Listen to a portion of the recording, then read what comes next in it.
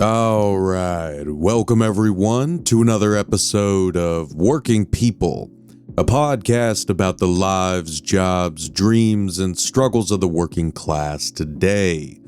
Brought to you in partnership with In These Times magazine and the Real News Network, produced by Jules Taylor, and made possible by the support of listeners like you. Working People is a proud member of the Labor Radio Podcast Network. If you're hungry for more worker and labor-focused shows like ours, follow the link in the show notes and go check out the other great shows in our network. And please support the work that we're doing here at Working People so that we can keep growing and keep bringing you more important conversations with workers every week. You can leave us a positive review on Apple Podcasts, and of course, you can share these episodes on your social media and share them with your coworkers, friends, and family members. And, the single best thing that you can do to support our work is become a paid monthly subscriber on Patreon for just $5 a month.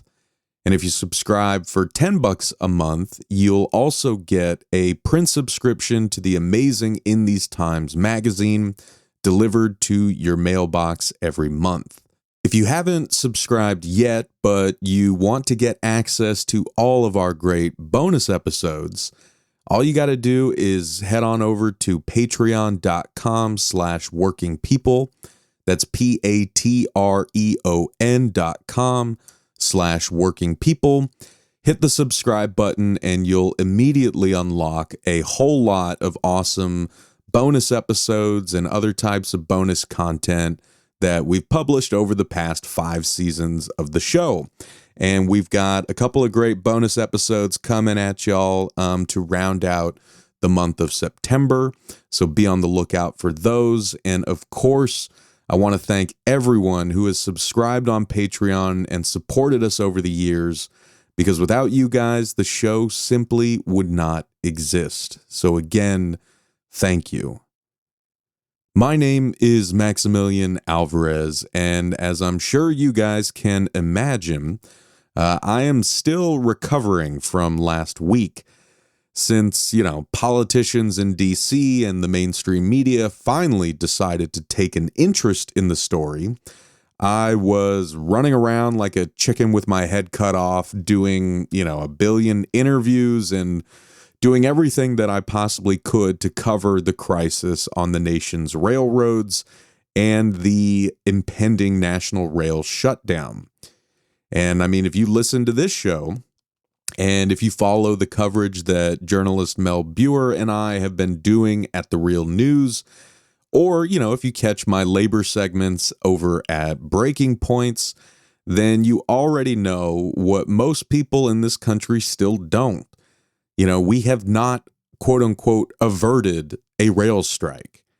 And, frankly, the issues that have been driving rail workers into the ground, many of which you've heard about on this show, those still have not been adequately addressed. And, what we know now is that railroad workers are holding informational pickets at terminals around the U.S. this week while we wait for more concrete details and, while we wait for the rank and file to vote on the tentative agreement that was reached last week, just before the deadline when strikes or lockouts could officially begin on the country's freight railroads. For the time being, as the great Ron Kamenko of Railroad Workers United would say, we're going to keep our ears to the rail and rest assured over at The Real News and here on Working People, we will keep bringing y'all coverage on this story by talking to more workers themselves in the coming weeks. In the meantime, we have another important episode for you guys today. And I just want to give everyone a warning up top, as we've done in the past, to let you know that this episode deals with the topics of suicide and workplace bullying. September is Suicide Awareness and Prevention Month. And last September, in what was undeniably the hardest episode that I have ever recorded and published, we introduced you guys to the family of Evan Seyfried, a dedicated Kroger employee in Milford, Ohio for nearly 20 years, whose beautiful life was tragically and unforgivably cut short after he was targeted and tortured by coworkers and driven to suicide, according to Evan's family. As we wrote in the description for that episode 1 year ago, quote, Evan Seyfried was a loving son, brother, friend, and a dedicated worker. For 19 years, with a virtually spotless record, Evan worked at a local Kroger grocery store in Milford, Ohio, where he eventually became the dairy department manager. From October 2020 to March 2021, however, Evan suffered a torturous litany of bullying, harassment, and sabotage, according to a lawsuit filed by the Seyfried family. As the lawsuit alleges, it was this treatment which was the result of a conspiracy involving numerous actors, including management-level supervisors at the Milford store, that caused Evan to eventually suffer a transient episodic break and take his own life. End quote. And, in that episode, I spoke with Evan's mother, Linda, his father, Ken, and his brother, Eric, about the beautiful person that Evan was, the horrific treatment that he endured, and the need to hold those who wronged him accountable. And, I want to thank everyone who listened to that episode because I know it wasn't easy to do. I want to thank you all for caring about Evan and the Seyfrieds and for helping us spread the word about what they've gone through as they continue to fight to hold Kroger accountable and to make sure that what happened to Evan never happens to anyone ever again.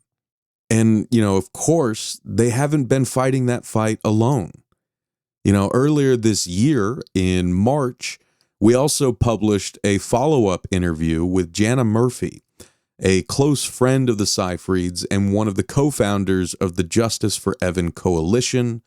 And, Jana and I talked in that episode about the growing movement around the country that's being led by family friends, fellow workers, and volunteers, who are fighting to make sure that Evan's name isn't forgotten. And, a lot has happened since then, and, just in the world in general, but also in regards to, the lawsuit, in regards to, the fight to hold Kroger accountable and to get Kroger, the company, and its executives to acknowledge what happened to Evan. And, since we here at Working People have become so invested in this fight, and since we know that our listeners are too, we wanted to provide y'all with another update on how Evan's family and his loved ones are doing, what the status of the lawsuit against Kroger currently is, and how the amazing folks behind the Justice for Evan Coalition are faring, and, how the coalition itself is growing. And, it was admittedly quite difficult to pull this recording off, given all the different time zones and work schedules that we were juggling. But, thanks to Jana and Erica at Justice for Evan, we were able to make it happen. And what you're about to hear is an important panel of incredible people whom I am honored to know, honored to be in this struggle with, and who I really can't thank enough for talking with us and continuing to share their story and Evan's, even though it is clearly so painful to do. So in this episode, we check in with Evan's father, Ken, his brother, Eric, his girlfriend and best friend, Amy, Jana and Erica of the Justice for Evan Coalition, and Austin LiPuma, the attorney representing the Seyfrieds in their lawsuit against Kroger and fighting for them and for Evan in court. This is their story, and this is for Evan.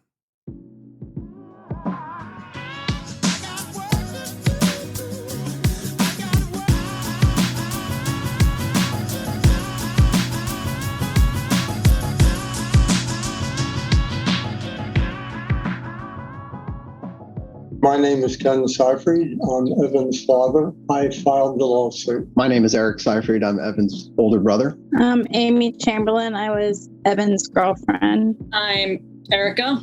I am the co-founder of Justice for Evan, 24-year employee with the Kroger company. I'm Jana. I'm a close friend of the Seyfried family and co-founder of Justice for Evan. I'm Austin LiPuma. I am a civil litigation attorney in Cincinnati, Ohio, focusing primarily on personal injury claims, and have the utmost privilege of representing the Seyfried family in their case filed against the Kroger company. Well, Ken, Eric, Amy, Erica, Jana, Austin, I cannot thank you all enough for being on this call with us today.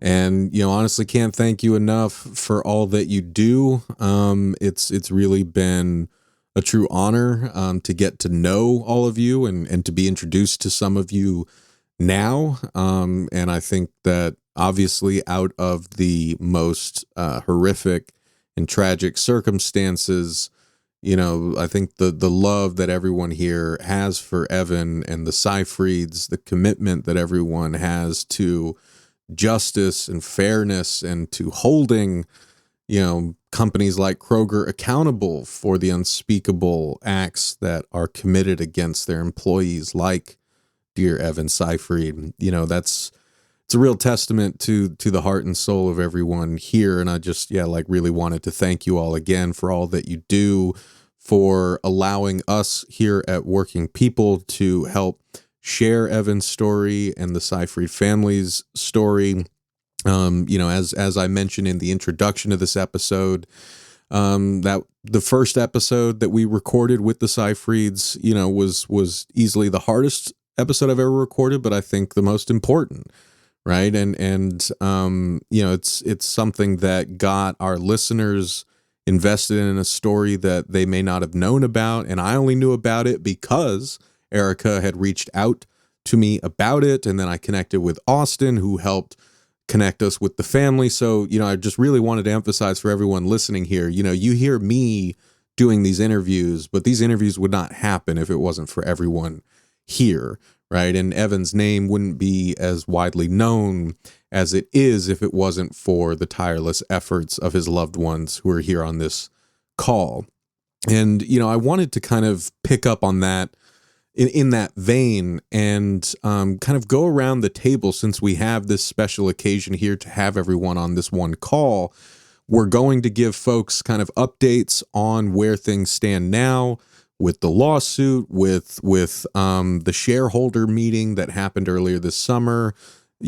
Folks have been asking how the family is doing and Evan's loved ones are doing. So we're going to talk about that.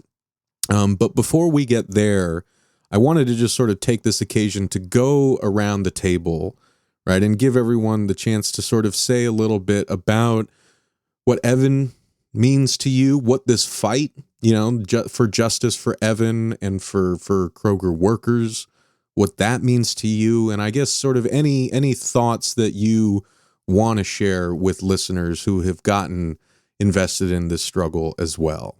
Okay. Let me start. Again, this is Ken. I had a 30-year career with a Fortune 10 company in human resources.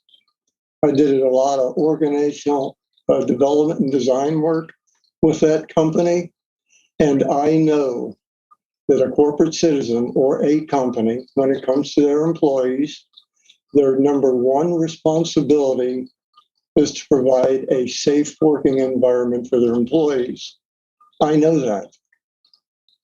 But you look here in this lawsuit with Kroger, not only did they violate that tenet of a corporate citizen, but they went 180 degrees with it. They ended up targeting and terrorizing a 19-year employee because my son Evan refused to accept a toxic working environment, helped a couple of young ladies in that store that were being sexually harassed. And because of that, the Kroger company targeted him. They wanted him gone. They saw him as a whistleblower. The night that I found my son dead on the floor, I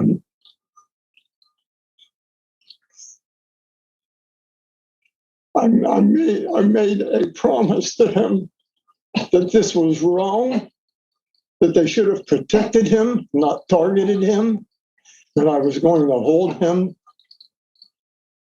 accountable for what they did to him. I promised him that, and that's why I filed the lawsuit. And I just wanted your listeners to know it's a whistleblower case. My son stood up against that, and that company turned their backs on him. Instead of protecting him, they targeted him. This is very personal to me. Evan was my only brother. His loss has left a gigantic hole in my life and in my heart. It's very important to me that this fight for justice results in raised awareness about how workplace bullying contributes to poor mental health and the ramifications that can have on an individual and a family and on all their loved ones. Evan was my best friend, my boyfriend, love of my life. I worked for Kroger's for 13 years.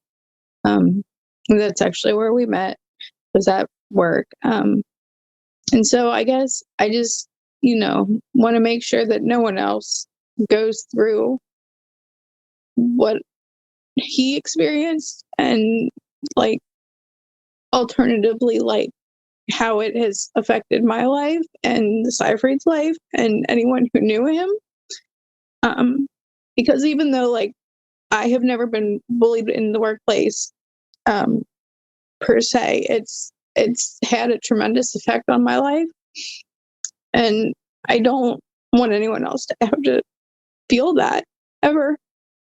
Going off of what Amy said, I've never been targeted or bullied in my entire time with Kroger either. But I've seen a lot of things go down that shouldn't be allowed to happen in a workplace. With my tenure with the Kroger company, when I first heard about Evan's story and read it online, I immediately literally jumped into action. I guess you could say, for lack of a better term, I was pissed. I was pissed that a company that I've been with for over 2 decades was even capable of allowing people like Shannon and Joe to walk among us. And I was very disturbed by that. And I had reached out to Jana to see if she needed any assistance, because I had a lot of different skill sets that I felt that I could offer in addition to being a long-term employee. And the rest is pretty much history there as far as that goes. But my role primarily for over a year now with Justice for Evan has been more of an advocacy role for other employees that still continue to message us weekly. In fact, I've gotten at least 5 messages this past week of people that are just now hearing about the story. And also people that aren't even Kroger related are still continuing to reach out. So I'm doing this for all workers, really, and to change the tide with the Kroger company and the faulty leadership that we currently have. When Kroger did not respond when the lawsuit was filed, it was shocking. They treated Evan not only while he was living, that his life did not matter and does not matter. They treated him like he did not matter even after his death, knowing they know good and well what happened to him. They stayed silent. It was a further slap in the face to the Seyfried family that they did not speak out at all. that Rodney McMullen did not, until his hand was literally forced, which we'll come to later in the shareholder meeting on June the 23rd. He did not mention Evan's name. He doesn't care about his employees. No one who shops at Kroger is educated on what's really happening. There's this huge facade on Fresh for Everyone, and everyone has to be educated on what's really going on. And we're not going to stop until it is common knowledge what Rodney McMullen has done to Kroger since 2014, his agenda, his intent, and things have to change. And we're never going to go away. And we're just going to get louder and continue to grow. And Kroger's right here in my backyard. And it is a shame. It is a crying shame that this company employs 450,000 people in this country.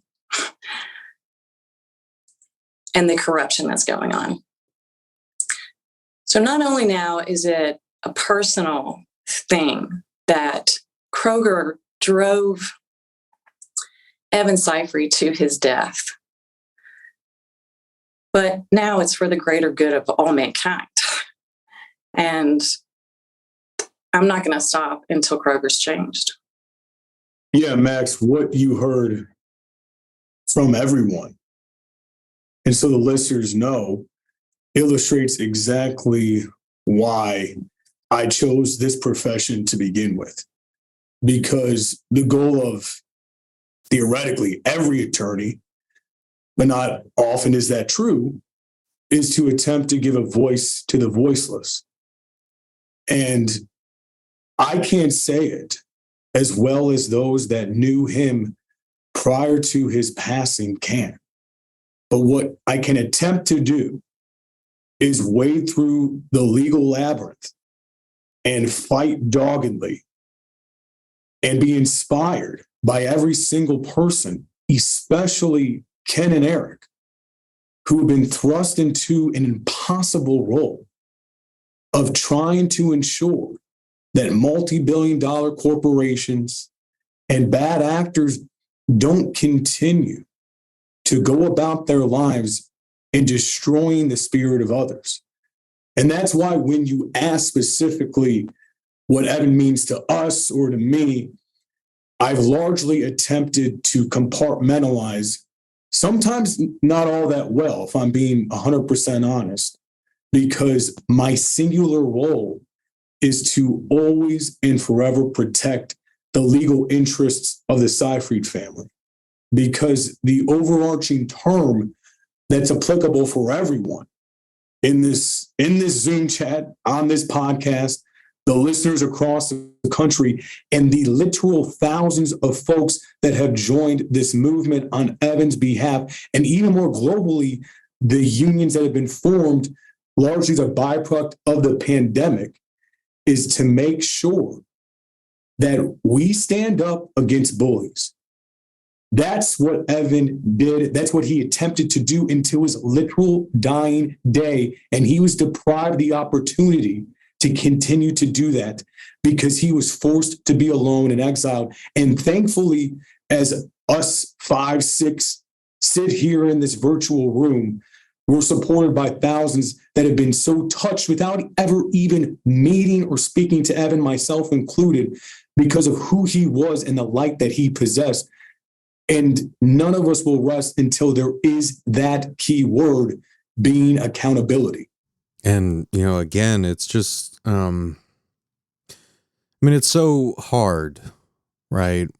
Even just hearing the pain in everyone's voices. Like, I genuinely can only imagine what, Eric, Ken, Amy, Linda, all of you are feeling on a daily basis, right? And to keep fighting amidst that impossible grief, right? And to find strength in one another. There's a lot in this world that makes me quite hopeless, right? But I think just again, seeing the fight that y'all are waging and seeing the response that even just on our dumb little podcast, right? Seeing the amount of people who heard that story and it pushed them to get involved, right? To get off the sidelines, even if it just was reaching out to their coworkers and asking if they were okay, right? You can't quite measure what impact that has, but we know what happens when you don't have that at work, right? We know what happens when, you are targeted and you don't have the support that you need. And, I think that everyone who listens to this show can get behind the cause of ensuring that no one ever has to endure what Evan had to endure ever again, right? That is a cause worth fighting for. And these are people we should be fighting alongside, right? And I wanted to, again, just with the limited time that we all have together, there's so much, of course, that I want to say to all of you and about Evan, but, I want to take advantage of the remaining time that we have to sort of go back around the table and, ask if we could give folks sort of updates on where things are now, right? We know, as we mentioned, that there was a big shareholder meeting that y'all were organizing around at Kroger. We know, that the lawsuit was filed, before we recorded that first interview. The Justice for Evan Coalition, has been doing demonstrations, and they've been cropping up all around the country, which is incredible. So I guess just for all of us, if we could go around and if this is your first time on the show, please by all means, share more as much as you're comfortable with about, your involvement in this fight or anything that you want to share with listeners about Evan, the Seyfrieds, or what you're going through at work. If we could give folks, I guess, kind of updates on where things stand in this fight right now to seek justice for Evan, to hold Kroger accountable, and to make sure that this never happens again. Okay, I'll start. I'd like to talk about what I call the pink letters that I've started on Justice for Evan with the help of Erica. I've written it, and Max, I know you're aware of that because you've liked a couple of those letters. I've started writing pink letters on the JFE website for basically three reasons. One, I've written a couple of letters talking about what Evan and I did together as a father and a son, to really let the followers of JFE know what kind of person that he was, and gotten a lot of good feedback from those letters. My second reason for writing those letters is to make people aware of how horrible I see the Kroger employees being treated across the country. And I'm continually writing about how they're underpaid, underfed, having to work in a toxic environment. And I've gotten some strong feedback on those letters. But the third and most important reason for me to write those letters is in holding Kroger accountable as best I can without giving Austin any heartburn. To this day, 16 to 18 months after Evan's death, Kroger has yet to reach out to this family. The union has yet to reach out to this family. The only acknowledgement that Rodney McMullen has given this family was when he was forced into a question at the stockholders meeting that I'm sure you're going to hear more about from others. But I just wanted the followers to know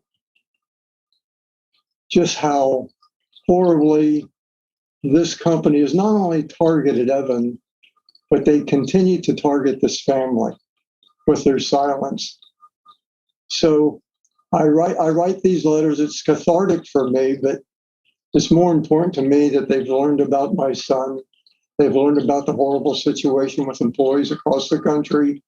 They've learned about just how ugly this management has been to this family. And that's my update. All right, my update is going to be a little bit more on the personal front. We have an incredible group of supporters that are going to provide updates on the fight for justice and the legal fight. I've really been focused on helping my folks heal and on my own personal healing, as this is the worst loss that our family's ever tried to endure, and it's totally required us to create a new normal. We've made it through the first year by pulling together and trying to take joy in each other's company, knowing that Evan would want that more than anything else. It's very important that we come together. My brother and my parents lived in Cincinnati together. My brother was a lifeline for them when he was alive, but when he passed away, that left no child of theirs in Cincinnati to take care of them. So I'm out here in Portland, Oregon. We've spent at least 6 months a year together since Evan's passing, and we've really been there to support each other. We've been able to make some progress in our healing, mostly because of all the good people that are on the line today, taking the fight to Kroger on our behalf. And I just want to thank Austin, Jana, Erica, Amy, and everybody else who's joined and fought to hold Kroger accountable. It's allowed my family to focus on our grief and to focus on trying to figure out how we move forward. So mostly the parts that with like the Justice for Evan that I'm working on is I organized the Justice for Evan team for the Out of the Darkness walk here in Cincinnati. And I'm sure Erica and Jana will have a lot more to tell you about all the other things going on with Justice for Evan right now. So that's kind of all I really have to say right now. Thanks. Yeah, updates. We're in the month of September right now, and September is National Suicide Prevention Month. So we have some things that are going to be coming up with that, mainly as far as the social media goes, just sharing a lot of things pertaining to that, resources. Amy just mentioned the Out of the Darkness walk, which is put on by the American Foundation for Suicide Prevention. And there'll be an event posted like today. Sorry for my delay on that, Amy. So there's that. So this month, we've mainly been focused obviously on the bullying and mobbing aspect related to what happened to Evan. But this month we're honing in on the suicide prevention part, which is also another cause that's very personal to me, because I can empathize directly with the Seyfrieds, because I'm a survivor of suicide loss and a witness of suicide. So I completely empathize with them, with the loss of Evan. And then in October, which is National Bullying Prevention Month, we have some other events that we're planning. So we'd like the listeners and any of the followers to just check up on the social media to follow any of those things that are upcoming. And also the JFE official website will be up soon as well. We're still continuing to work on that. And we'll also be launching the billboard campaign as well. Thank you, Erica. Well, I couldn't be more proud of the Seyfried family through this year. Seeing Eric and the strength that he has given to his parents, providing them an incredible shelter, loving and support, and the strength that Ken and Linda have shown. Ken writing his letters, and Linda truly working on healing really working on healing. And the Seyfrieds are such people of integrity and work ethic. And we're all here because Evan was an incredible human being.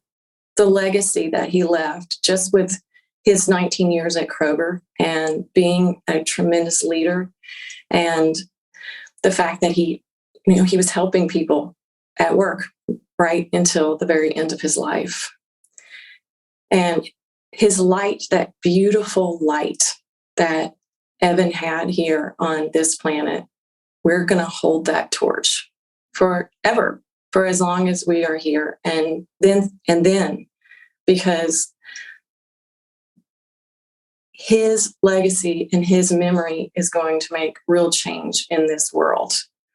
And we have a tenacious fight. We're all fighters. And we all have real ethic and real heart. And we're never going to let Kroger get away with what they did to him and what they're doing to other people. Right before the meeting started, I opened my laptop and got a message on Twitter from another victim of Kroger, somebody that we hadn't heard from before. And it's going to end. We're going to give these people have a safe place now, thanks to Erica and the associates page that she started on Justice for Evan over a year ago. Of course, there's so many things to say, and I look forward to doing future podcasts with you, Max. And as always, thank you so much for giving Evan Seyfried a voice and shining the light on what's really going on in America and in the world and with workers. And congratulations on your book that was released last week, The Work of Living. And I'll get back to the shareholder meeting since we touched base on that earlier. And what a huge, I'm going to call it an accomplishment for the good team that Rodney McMullen, albeit a prepared statement, it was not super short. It was an actual statement where he said Evan's name in a shareholder meeting. That's the first time that's ever been done in history. And even though I'm sure that he despised actually having to do that, he was forced to do it. And if he's not going to do what he's supposed to do on his own recognizance, he's going to be forced to do it. So we have lots of ideas for the future, and all those things are going to come to fruition. And as Erica said, in the near future, we have events coming up in October, and we look forward to seeing our supporters and looking forward to a future of justice. To piggyback off of where Jana ended, I really would be remiss if I didn't acknowledge the work from you, Max, to Erica, to Amy, Jana, and perhaps most of all, Eric and Ken. I think we live in a time where it's easier often to throw your hands up, subscribe to full-fledged fatalism, and just do what you can with your own personal baggage and move on. But when we look around in this room and outside of it across the country, and so many people, to use Jana's term, now have a safe space or somewhere to go, somewhere to turn and know, as cliche as it may sound, that they are not alone, which Evan was forced to feel day by day, moment by moment by his own employer, is exactly what emboldens us to pick up the torch that they attempted to extinguish from him and shine a light for everyone that has dealt with this to every certain degree on a gradient.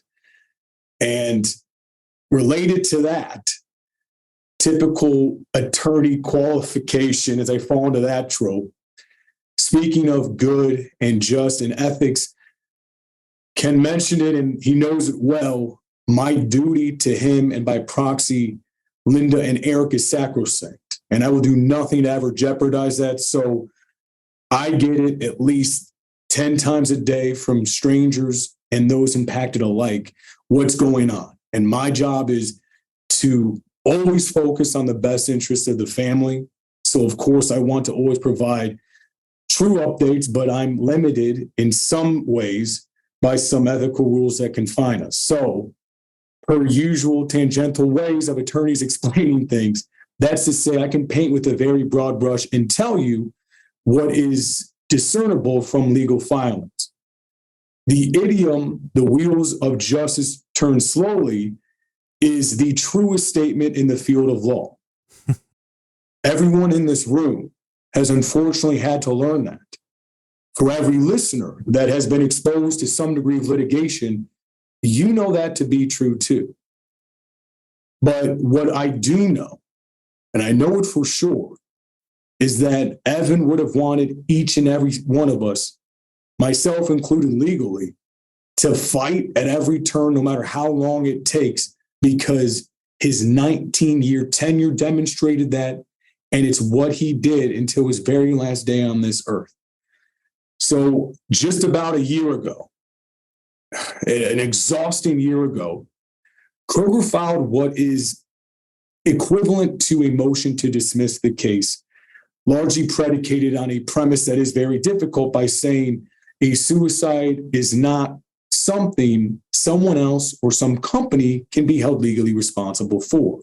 Without getting in the weeds, but what the listeners deserve to know is that since that time, there's been a lot of motion fighting, hearings, back and forth. But what I can tell the listeners, and what Eric and Ken already know, is that we have a good faith belief a decision on that motion is imminent. When I say imminent, I truly mean any day or week now. And I can only hope that the field of law actually does have a modicum of why it chose it, which is it comports with notions of justice, because we know there's been wrongdoing. And we're taught from a young age that if you do something wrong, especially egregiously wrong, you should be held accountable. It breaks my heart that large companies and entities and lobbying efforts have dictated so much of what happens here and across the entire world. But what I think you can illustrate better than I can, Max, and for all the listeners, is that we're fighting every day. And you may not see all the wins until they're stacked upon one another, but the everyday worker is stronger than she was just a month ago, a year ago, or 2 years ago. And it's because of the like-minded people in this room that Evan's spirit will not ever, ever, ever be stymied, despite the fact that for a moment, the bad actors thought they won. So unfortunately, I wish I had a more tangible update, but this field has taught me as a person who's wildly impatient in terms of my DNA, that as soon as you think there's all hope lost is when the light is finally seen. So I know that no matter what, there's no more people that deserve it in the world than the Seyfried family. So whenever I have my own pity party, I think about what it is to actually be them. And that's why they deserve not only their story to be told, but for justice to follow in its path. Oh, yeah. And, you know, I want to assure listeners that, if we get more updates after this episode is posted, we will definitely share it with y'all on the podcast, on our social media feeds. You guys already know the Justice for Evan Coalition, which you should be following on Facebook and Twitter. You can check out the website. You can see these letters that Ken has been writing. I encourage y'all to share them as far and wide as you can. So we're going to stick with this. We're going to stay committed to this fight, to the Seyfrieds, to everyone here. And we thank everyone listening for doing the same. And, I just wanted to, again, thank everyone here for taking the time to chat with us. And with the remaining 3 minutes by way of rounding out, I just wanted to maybe go around the table one more time and ask if y'all had any final words that you wanted to share to anyone who is being bullied or isolated at their workplace, anyone who wants to help but doesn't know where to start, and anyone who wants to specifically help, with the Justice for Evan campaign? Well, let me just say this.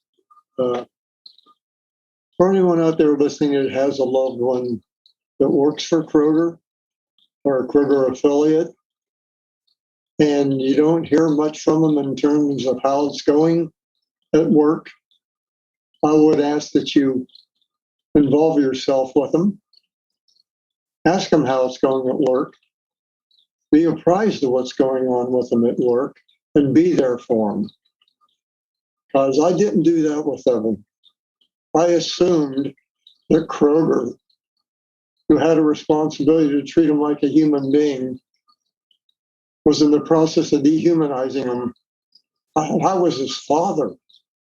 So if you have a loved one that works for that organization, don't lose sight of where they're at with them. Stay in touch with them. Be there for them. Because I wasn't there for my son. And I don't want you to make that same mistake. I would just say to anybody that's currently undergoing workplace bullying, reach out, get on Justice for Evan. There's resources there for you. Know that your family loves you, that they want to be there to support you, that there's getting through this, and that there's resources, both personal and through Justice for Evan, to support you. I second everything that Ken and Eric just said. Just reach out to us. We'll message you back ASAP. I pretty much have my nose buried in social media these days. So just reach out to us. We have lots of resources. If we don't have an answer, we will surely find one for you. My advice to anybody that thinks about getting into grocery retail, don't run as far away as possible. But for those of us that are in this for the long haul, have been in this for the long haul, I would just encourage people to learn more. Just learn more. Learn what your rights actually are. For union members, look up Weingarten rights. Just so many things that people really don't know about their workplace and the organization of it and the inner workings. So I would definitely encourage any worker anywhere to do that, and try not to feel helpless. I know it's easier said than done, but just know that you aren't alone. And unfortunately, there's too many people going through this at the Kroger company and elsewhere. And we're all a united force. It's strength in numbers, and we outnumber by far the executives in corporate, the board of directors. So we need to utilize that collective power and throw it back at them and just take back what's ours, because we are the biggest asset to any of these corporations, period. So many people who are at work, they're just used to being abused. They're just used to it. They actually think that, oh, this is just the way it's going to be at any job. I'm here making my not very much money, not even enough to live on, as More Perfect Union did their story on Kroger and how full-time employees at Kroger cannot even afford a living. They're not even making a living wage. I mean, it's fact. It's not just a theory. It's fact. That's actually happening. And we know that there's so many people at the corporate Kroger office who do not like what's going on. They do not like Rodney McMullen. We want to hear from you. You can message us. We work totally anonymously when anybody says that they want to stay anonymous. You can message us. And for the employees who are working on those front lines, you are valued. Even though Kroger closes your stores because they don't want to pay hazard pay, and you're treated like that you don't matter, you do matter. You do matter. You're going every single day, busting your butt, working super long hours, being tormented by some customers, and some of your coworkers and by your company. And it should not be that way. It should not be that way. And we're going to work tirelessly. We are working tirelessly for you so that things are better for you in your future. So that when you've worked for a company for 10 years, you don't want to give up that investment. You just want things to get better. And we are going to make sure that things do get better. Yeah, real quickly to echo that sentiment. I know we are low on time, but exactly that. Let no one tell you. Every single listener experiencing some degree of what we are discussing, let no one tell you that leave it behind is just work. The cruel reality is that most of us spend more of our waking hours at work than anywhere else on this planet. More than with our family, more than with our friends, more than with our children, more than any other extracurricular activity. So when bad things happen at work and someone suggests to just put it behind you and don't let it affect your psyche, that is complete lunacy. So please know, in terms of specific resources, can't make any promises about viability of cases, but what I can tell you is that I have learned specifically in terms of trying to be a personal resource to every single caller since the day we filed. So first and foremost, call me. Again, my name is Austin LiPuma. I work for a law firm called Freaky & Myers and Rule. I'll give Max my contact information. Ken and Eric know this to be true too. I fielded hundreds of calls since then. Most of them aren't cases whatsoever, but there is value in being heard and giving advice as best as I can. And you deserve that as someone experiencing something problematic. Another great avenue that I highly recommend if you're being retaliated against, discriminated against, whatever it might be, there's a website called NELA, NELA.com. And under that website, it's called the National Employment Labor Association. Every single attorney there is certified in some way, and you can search by your own location to try and find someone who is a specialty. And often these consultations are free. But what we have learned is the value of being heard and your story being told before it's too late, and that can't happen anymore. So truly, I echo everything said here. Reach out. You deserve it. Beautiful. So I know that I've got to let y'all go. Amy, did you have anything you wanted to get on the recording before I stopped? I guess just if you are experiencing stuff, find if you have a loved one to talk to, definitely reach out and talk to them, because they don't want to be surprised if something happens. And your loved ones really want to be there for you and try to make it better.